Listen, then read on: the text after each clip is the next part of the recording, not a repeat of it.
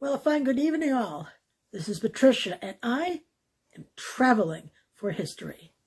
I have another book recommendation for you, and that book's title is Hell's Half Acre, The Untold Story of the Benders, a serial killer family on the American frontier.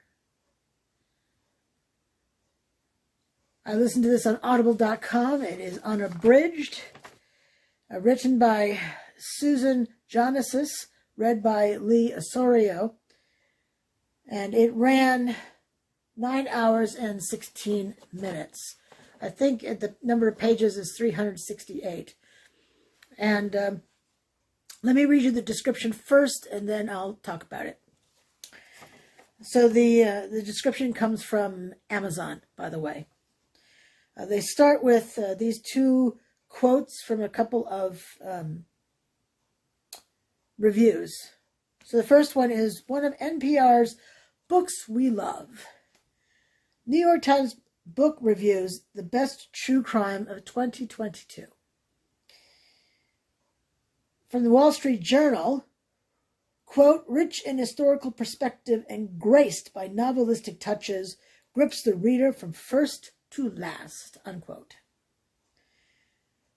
A suspense-filled tale of murder on the American frontier, shedding new light on a family of serial killers in Kansas whose horrifying crimes gripped the attention of a nation still reeling from war. They mean the American Civil War, by the way. Quote, hopefully this isn't too bright for the camera. In 1873, the people of Labette County, Kansas, made a grisly discovery. Buried by a trailside cabin beneath an orchard of young apple trees were the remains of countless bodies. Below the cabin itself was a cellar stained with blood. The Benders, the family of 4 who once resided on the property, were nowhere to be found. The discovery sent the local community and national newspapers into a frenzy that continued for decades, sparking an epic manhunt for the Benders. The idea that a family of seemingly respectable homesteaders, one among the thousands relocating farther west in search of land and opportunity after the Civil War, were capable of operating a human slaughter pen, appalled and fascinated the nation.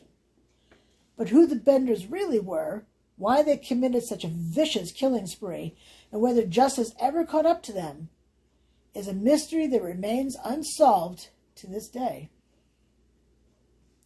Set against the backdrop of postbellum America, Hell's Half Acre explores the environment capable of allowing such horrors to take place.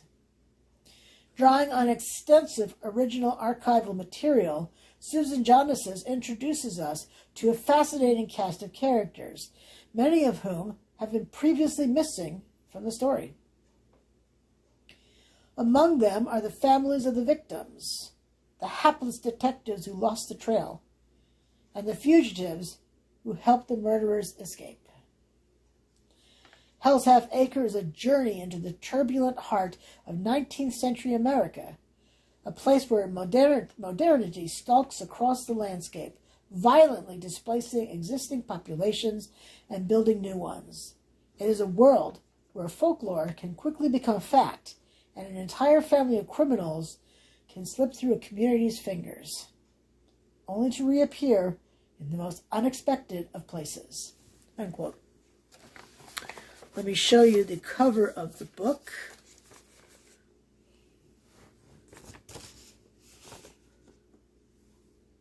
There we go.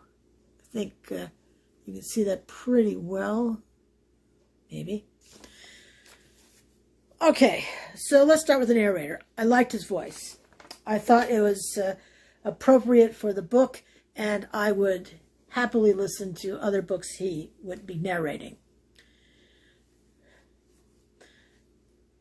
So let's talk about the book now. At the beginning of it, the author throws every person who ever lived, clearly not, but oh my gosh, it felt like a ton of people. Good Lord. Well, it was a ton of people. And she included what felt like a couple of chapters. They're not called chapters in this book. They're called, there's like an intro portion, and then they're listed as parts 1 to what have you. So they're not listed as chapters. But what felt like a couple of chapters at the start about the American Civil War, I wasn't prepared to listen to any history on the American Civil War, and it was... I just wasn't ready for American Civil War information. The cast of characters thrown at us at the start was mind-boggling. So many names, so many people. I kept thinking, is she going to tie these together? Or are we just going to be left hanging at the end? She tied everything together. She talked about these people at the start, and then when it was time appropriate in the storyline, in the timeline, she wove them in, and she gave us an idea of what happened to them.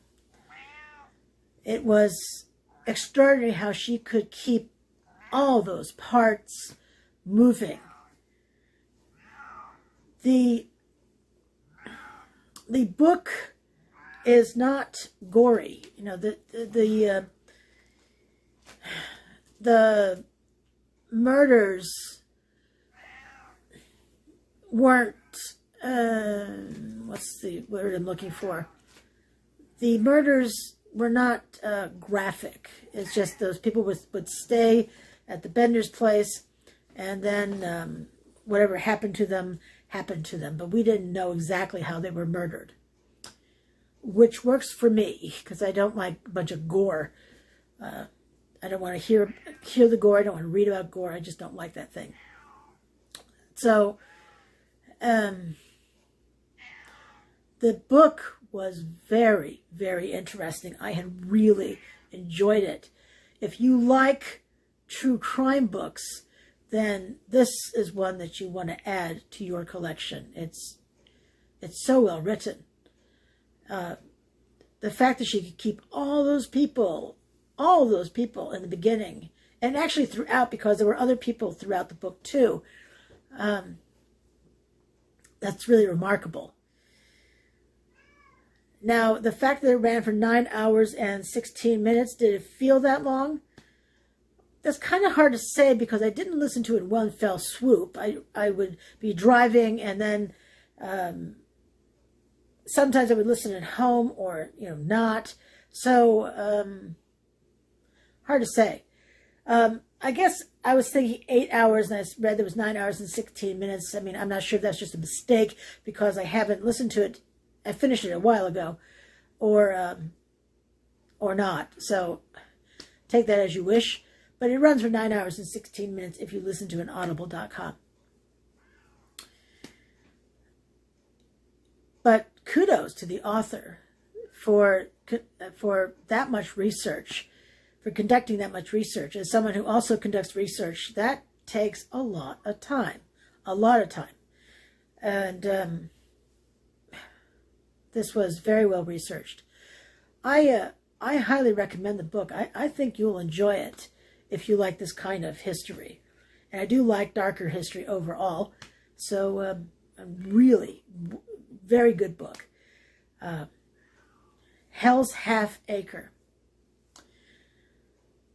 I won't give you any spoilers to the book because I want you to read it and enjoy it and not wonder, not be having it go through your head. Oh, well, Patricia said this. Just not going to let you know. All right. Well, this is Patricia, and I'm traveling for history. And thanks so much for tuning in. Truly appreciate it. And until I see you again, have a fabulous rest of your day. Thanks for watching. Bye now.